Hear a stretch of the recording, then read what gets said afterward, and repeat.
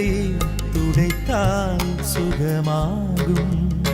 உள்ளத்தில் உள்ளதை உள்ளபடி சொல்லிட உதடுகள் துடிக்கிறதா? உனக்குள் உண்மையில் நான் இருந்தால் அதற்கொரு சாட்சியம் இருக்கிறதா?